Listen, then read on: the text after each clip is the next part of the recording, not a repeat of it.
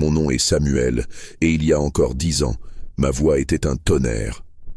À mes 35 ans, j'étais le pasteur principal de l'église du Rocher Vivant, une communauté protestante prospère au cœur d'une ville qui vibrait au rythme du progrès.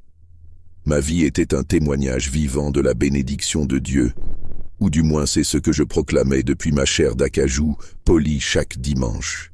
J'avais une épouse, Rebecca, dont l'amour semblait un port sûr, et une fille, Sophie, dont le rire était la mélodie qui ornait notre maison à 2 étages avec jardin. Nous avions du succès. La congrégation grandissait. Les dîmes étaient généreuses. Et mon nom était synonyme d'un leadership ferme et d'une théologie pure, sans compromis. Ma spécialité, ma croisade personnelle, était l'idolâtrie catholique. Je m'enorgueillissais d'être un gardien de la vérité biblique, un marteau contre les traditions qui, selon moi, offensaient Dieu. Et ma cible de prédilection, le centre de mes sermons les plus passionnés, était la Vierge Marie. Frère, clamai-je avec la Bible levée et le visage enflammé par la ferveur, ne vous laissez pas tromper par les murmures de Rome. La prière à Marie n'est pas de la dévotion, c'est de la nécromancie, c'est invoquer les morts. Le je vous salue. Marie n'est pas une prière, c'est une formule de sorcellerie, un enchantement qui détourne le regard du seul médiateur, notre Seigneur Jésus-Christ. Je me souviens avec une clarté qui brûle maintenant mon âme, comment je démantelais le chapelet devant ma congrégation, l'appelant le collier du diable. Je citais des versets sortis de leur contexte, tordant les Écritures pour qu'elles s'ajustent à mon armure de propre justice. Pour moi, les catholiques n'étaient pas des frères dans l'erreur, c'étaient des âmes perdues dans un paganisme déguisé. Et Marie était leur principale idole, une déesse païenne avec un voile chrétien. Je me sentais un prophète moderne, un Élie luttant contre les prêtres de Baal sur le mont Carmel de la théologie urbaine. Mon arrogance était aussi grande que l'ombre projetée par le clocher de la cathédrale catholique de l'autre côté de la ville, un édifice que je regardais avec mépris, comme une forteresse de l'erreur. Mais les fondations de ma vie, que je croyais construites sur le roc de ma foi, étaient en réalité de sable. Et la tempête, quand elle arriva, ne fut pas un murmure, ce fut un ouragan. Tout commença par un investissement. Un frère de l'Église, un homme d'affaires au sourire facile et aux promesses d'or, me convainquit d'investir les économies de toute ma vie et même une partie des fonds de l'Église destinés à l'expansion dans une affaire qui promettait de doubler le capital en 6 mois. « C'est la providence, pasteur, » me dit-il. « Dieu ouvre les portes pour que le ministère grandisse. Et moi, aveuglé par l'orgueil et la cupidité spirituelle, je le crus. Je crus que Dieu me récompensait pour ma fidélité. 6 mois plus tard, l'homme d'affaires avait disparu. Avec lui s'envolèrent nos économies, les fonds de l'Église et ma réputation. La chute fut brutale et publique. Les mêmes anciens qui m'applaudissaient auparavant me regardaient maintenant avec des yeux froids et accusateurs lors de réunions tendues qui s'étiraient jusqu'à l'aube. « Vous avez été imprudent, pasteur Samuel, » disait-il.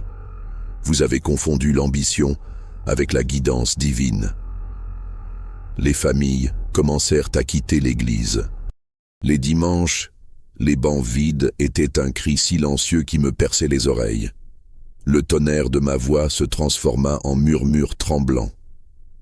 La crise financière empoisonna mon foyer. Les disputes avec Rebecca devinrent notre pain quotidien. Le stress nous transforma en étrangers qui partageaient un crédit immobilier impayable. « Toi et ta foi aveugle », me cria-t-elle une nuit, le visage baigné de larmes d'épuisement. Tu faisais plus confiance à tes sermons qu'au bon sens. Où est ton Dieu maintenant, Samuel? Où? Je n'avais pas de réponse. Mes prières étaient devenues sèches, mécaniques. C'étaient des reproches à un ciel de bronze qui semblait m'avoir tourné le dos. Un jour, j'arrivai à la maison et la trouvai à moitié vide. Sur la table de la salle à manger, un mot laconique et l'alliance. Rebecca était partie chez ses parents dans une autre ville et avait emmené Sophie. Le silence dans cette maison fut plus assourdissant que n'importe quel sermon que j'eusse jamais prêché. Je perdis mon ministère, ma famille et finalement la maison. Le jour de la saisie immobilière, je sortis mes quelques affaires dans 2 vieilles valises et m'assis sur le trottoir, regardant une nouvelle famille s'installer dans ce qui avait été mon monde. J'avais 37 ans et j'avais tout perdu. J'étais un naufragé dans la même ville où j'avais été capitaine. Les premiers jours furent un flou de honte et de déni. Je restais dans des petits hôtels bon marché jusqu'à ce que l'argent s'épuise, puis dans la voiture jusqu'à ce qu'elle soit saisie, et alors la rue. Le pasteur Samuel, l'homme qui citait les Écritures sur la providence divine, dormait maintenant sur des cartons dans une ruelle sombre, se couvrant de journaux pour atténuer le froid de l'aube. La faim devint une compagne constante, une douleur sourde à l'estomac qui me rappelait à chaque instant mon échec. Les gens passaient à côté de moi sans me voir. J'étais invisible, une tache de plus dans le paysage urbain. Mes prières se transformèrent en cris de rage. Pourquoi, Dieu? Pourquoi m'as-tu abandonné? Est-ce là le paiement de mon service? M'humilier jusqu'à la poussière? Mais la seule réponse était l'écho de ma propre voix brisée contre les murs sales de la ruelle. Je me sentais comme Job, mais sans sa patience, sans ses amis, sans sa restauration finale. Je n'avais que les plaies de l'âme et un Dieu qui semblait prendre plaisir à ma souffrance. Ce fut lors d'une de ces nuits, la plus froide de toutes, que le destin ou la providence tissa son fil le plus inattendu. J'étais recroquevillé près des murs d'une vieille église, cherchant refuge du vent glacial qui s'infiltrait à travers mes vêtements déchirés. C'était une église catholique, la paroisse de Notre-Dame du Perpétuel Secours. Je l'avais choisie ironiquement comme un dernier acte de défi à ce Dieu qui m'avait trahi. Me voici dans la maison de l'idolâtrie que j'ai tant combattue, pensais-je avec amertume. Profite du spectacle. De la porte latérale sortit une vieille dame. Elle était petite, voûtée par les années, avec un châle en laine sur les épaules et un visage sillonné de rides qui ne parvenait pas à cacher la bonté dans ses yeux. Elle se déplaçait avec la lenteur de celle qui a beaucoup marché dans la vie. En me voyant trembler dans l'obscurité, elle ne s'effraya pas et ne m'ignora pas. Elle s'arrêta. Ses yeux d'un bleu pâle me regardèrent, mais pas avec pitié, plutôt avec une sorte de reconnaissance. « Mon fils », dit-elle avec une voix douce, comme le murmure de feuilles sèches. « As-tu froid ?» Moi, plein d'orgueil, blessé et méfiant, je ne fis que grogner. Elle ne se troubla pas, disparut par la porte et revint quelques minutes plus tard avec une tasse fumante et un morceau de pain enveloppé dans une serviette. « C'est du bouillon de volaille chaud. Cela te fera du bien, » dit-elle en me tendant la tasse de ses mains tremblantes mais fermes. Mon premier réflexe fut de la refuser, accepter l'aide de l'une d'elles, d'une adoratrice de statue. Mais l'arôme du bouillon chaud était une torture délicieuse pour mon estomac vide. La faim vainquit l'orgueil. Je pris la tasse de mes mains sales et tremblantes, sans pouvoir la regarder dans les yeux. Je bus le bouillon à petites gorgées, sentant la chaleur se répandre dans mon corps comme une bénédiction oubliée. C'était le premier acte de bonté genuine que je recevais depuis des mois. « Je m'appelle Hélène », dit-elle en s'asseyant avec précaution sur une marche proche. « J'aide à prendre soin de l'église. Le père Joseph me laisse utiliser la cuisine. » Je ne dis pas mon nom, je ne voulais être personne. Mais elle ne demanda pas.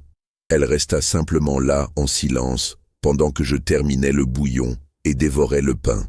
Quand j'eus fini, elle m'apporta une couverture épaisse et vieille. « Garde-la », murmura-t-elle. « Que Dieu te garde, mon fils. » Et elle s'en alla.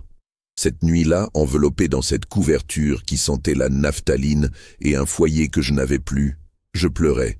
Je pleurais pour mon orgueil, pour ma stupidité, pour la chaleur d'un bouillon de volaille offert par une femme qu'au jour de ma gloire, j'aurais condamné à l'enfer sans hésiter. Hélène continua d'apparaître. Chaque nuit, elle m'apportait quelque chose à manger. Elle ne me prêcha jamais. Elle ne me demanda jamais mon passé. Elle me parlait simplement du temps, des fleurs qui poussaient dans le petit jardin de la paroisse, de ses douleurs d'arthrite. Sa présence était un baume silencieux pour mon âme à vif. Un jour, en me voyant grelotter sous une pluie glaciale, elle me fit une offre qui changea le cours de mon existence. « Mon fils, il y a une petite chambre derrière la sacristie. C'était celle de l'ancien sacristain. Elle est vide. Le père Joseph dit que tu peux y rester le temps que passe le mauvais temps. Ce n'est pas grand-chose, mais il y a un toit et un lit. » L'idée de dormir sous le même toit que les images idolâtres me répugnait. Mais l'alternative était la pneumonie.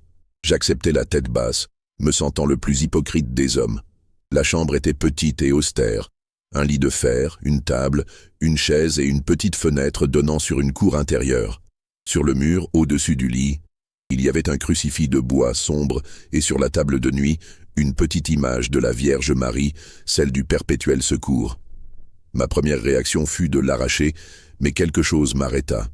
Peut-être le souvenir de la bonté d'Hélène. Je la laissai là, lui tournant le dos. Les jours devinrent des semaines. J'aidais Hélène avec de petites tâches, balayer la cour, déplacer des bancs, nettoyer les chandeliers. Je le faisais en silence, évitant le père Joseph, honteux de ma propre existence. Je passais des heures à observer Hélène. Sa foi n'était pas la foi bruyante et spectaculaire que je connaissais. C'était une foi silencieuse, laborieuse, tissée dans les actes les plus petits, dans la manière dont elle allumait une bougie pour un inconnu, dans le soin avec lequel elle arrangeait les fleurs de l'autel, dans le murmure constant de ses lèvres pendant qu'elle priait le chapelet. Ah, le chapelet! C'était la preuve définitive. Je la voyais assise sur un banc, faisant glisser les grains entre ses doigts ridés, les yeux fermés. Sorcellerie, me chuchotait mon ancien moi, répétition vaine comme les païens. Mais en la regardant, je ne voyais pas une sorcière. Je voyais une paix que j'avais perdue, une sérénité que ma théologie impeccable ne m'avait jamais donnée. Je voyais une fille parlant avec sa mère.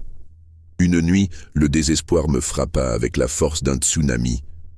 J'appris que Rebecca avait entamé les procédures de divorce et qu'elle demandait la garde totale de Sophie. Le dernier fil qui me reliait à mon ancienne vie se rompait. Je tombais à genoux sur le sol froid de ma chambre, frappant le plancher de mes poings, noyé dans un sanglot sec et sans larmes. Je ressentais un vide si absolu que je désirais la mort. La porte s'ouvrit doucement. C'était Hélène. Elle me vit là, brisée sur le sol, et ne dit rien. Elle entra simplement, s'assit sur le lit et attendit. Quand mes pleurs se calmèrent, elle me toucha l'épaule. « La douleur est un puits très profond, mon fils, » dit-elle de sa voix calme. Moi aussi j'y ai été. Et alors, pour la première fois, elle me raconta son histoire. Elle me parla de son mari, décédé jeune. Elle me parla de son fils unique, mort dans un accident de voiture à 20 ans. Elle me parla de l'obscurité, de la colère contre Dieu, de la sensation que la vie n'avait plus de sens. Et au milieu de cette nuit, continua-t-elle en regardant l'image de la Vierge sur la table de nuit, quelqu'un me rappela qu'il y avait une autre mère qui avait aussi vu mourir son fils unique, qui était resté debout près d'une croix, avec le cœur transpercé par une épée de douleur. Et j'ai compris qu'elle, Marie, n'était pas une déesse lointaine, c'était une compagne dans ma souffrance. Lui prier n'était pas l'adorer, c'était demander à une mère qui avait déjà parcouru mon chemin, de marcher à mes côtés et de demander à son fils pour moi. Ces mots n'étaient pas de la théologie, c'était de la vie, c'était de la chair, c'était un témoignage qui désarma complètement mes défenses intellectuelles. Elle sortit de sa poche un chapelet simple de grains de bois usé par l'usage. Elle le mit dans ma main. Ma main se crispa comme s'il me brûlait. « Non, je ne peux pas, » balbutiai-je. « Ceci pour moi est... Ce n'est pas pour que tu pries, mon fils, » m'interrompit-elle avec une douceur infinie. « C'est pour que tu te sentes accompagné. Tiens-le. Elle est mère de tous, même de ceux qui ne la connaissent pas. Quand tu sentiras que tu te noies, accroche-toi à lui. C'est comme prendre la main d'une mère dans l'obscurité. » Et elle s'en alla, me laissant seul avec le chapelet dans ma main tremblante. Cette nuit-là, je ne dormis pas. Je m'assis sur le lit avec le chapelet dans la main. Les grains de bois se sentaient étrangement chauds, solides. Je ne priais pas, je le tins simplement, comme un naufragé s'accroche à un morceau de bois. Je me souvins du visage de ma fille Sophie la dernière fois que je l'avais vue. Je me souvins de la sensation de ses petits bras autour de mon cou et un sentiment d'abandon total, absolu m'envahit. J'étais un orphelin spirituel, abandonné par mon Père céleste. À la lumière de l'aube, j'ouvris la vieille Bible qui était dans la chambre, mais cette fois je ne cherchais pas de versets pour armer mes arguments. Je lus avec le cœur d'un mendiant. Je lus les noces de Cana et vis une mère attentive aux besoins, intercédant discrètement. Ils n'ont plus de vin. Je lus Marie au pied de la croix et vis une fidélité inébranlable au milieu de la désolation la plus absolue. Je lus le Magnificat et n'entendis pas une reine arrogante, mais une servante humble qui reconnaissait que tout en elle était œuvre de Dieu. Mon âme exalte le Seigneur, parce qu'il a regardé l'humilité de sa servante. Ma théologie s'écroulait, non par des arguments complexes, mais par la simplicité accablante de l'amour et de l'humilité. La Marie que j'avais construite pour la haïr n'existait pas dans ces pages. Il n'y avait là qu'une femme, une servante, une mère. Ce fut alors, dans la solitude de cette chambre, avec le chapelet encore dans ma main et la lumière de l'aube teignant le mur, qu'arriva le vrai miracle. Il n'y eut pas de lumière, ni de voix, ni d'apparition. Ce fut quelque chose de beaucoup plus intime. Je regardais les grains de bois, et avec un nœud dans la gorge, mes lèvres prononcèrent les mots que pendant des années j'avais appelés sorcellerie. Ce fut un murmure à peine audible. « Je vous salue, Marie, pleine de grâce. Le Seigneur est avec vous. » Je ne terminais pas la phrase. En prononçant ces mots, une vague de paix, une paix qui n'était pas de ce monde, m'inonda complètement. Ce n'était pas de la magie, ce n'était pas un enchantement, c'était la sensation d'un fils qui, après des années d'errance perdue et en colère, trouvait finalement le chemin du retour au sein de sa mère. Et alors, oui, je pleurais. Je pleurais comme je ne l'avais pas fait depuis des années. Des larmes de repentir pour mon orgueil, des larmes de gratitude pour une miséricorde que je ne méritais pas, des larmes de soulagement d'être enfin arrivé à la maison. Quand je le racontai à Hélène, elle ne montra pas de surprise. Elle me sourit simplement. Un sourire qui embrassait toute la sagesse et la tendresse du monde et m'étreint. « Bienvenue à la maison, mon fils », murmura-t-elle. Mon chemin à partir de là fut lent et humble. Je commençai à parler avec le père Joseph, un homme d'une patience infinie qui écouta mon histoire sans me juger. Il me guida à travers le catéchuménat, répondant à mes questions qui n'étaient plus des défis, mais des recherches sincères.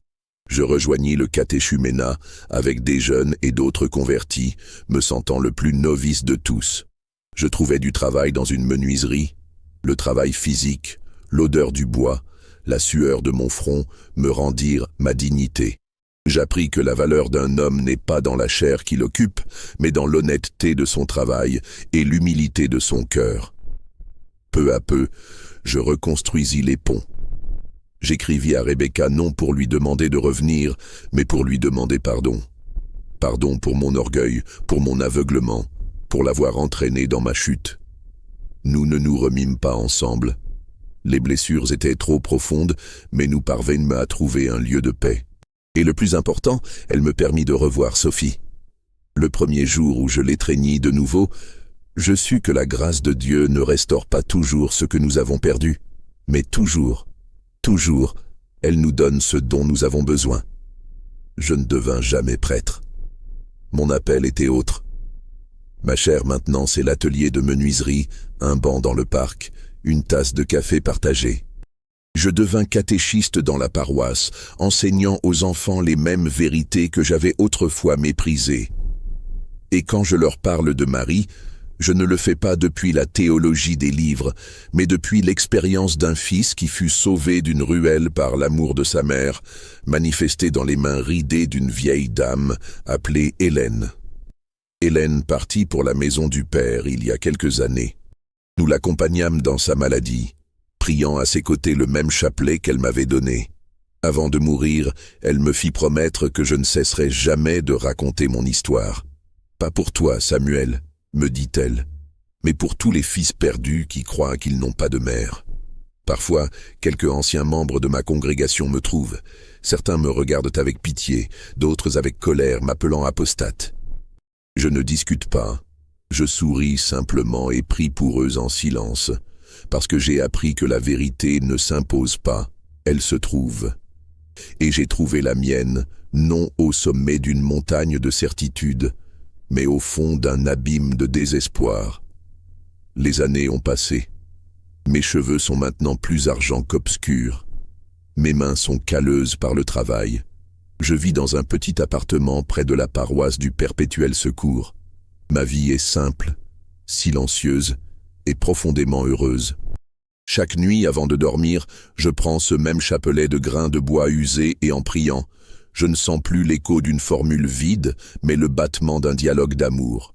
Souvent je pense à mon ancien moi, à ce pasteur arrogant qui criait contre la sorcellerie du « Je vous salue Marie » et je demande à Dieu de lui pardonner parce qu'il ne savait pas ce qu'il faisait.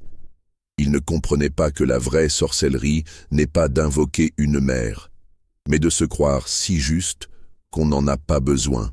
Il ne comprenait pas que l'idolâtrie la plus dangereuse n'est pas de s'agenouiller devant une statue, mais devant l'autel de son propre ego. Dieu ne me punit pas pour mon arrogance, il permit simplement que ma tour de Babel s'écroule pour que parmi les décombres je puisse trouver un vrai foyer. Un foyer où je ne suis ni le pasteur, ni le prophète, ni le dirigeant. Un foyer où je suis simplement Samuel. Un fils qui fut trouvé dans l'obscurité, non par un tonnerre de jugement, mais par la chaleur d'un bouillon de volaille, la caresse d'une vieille couverture et le murmure d'une prière que je croyais haïr. Et cela, j'en suis arrivé à comprendre, c'est la façon la plus puissante dont œuvre la grâce de Dieu.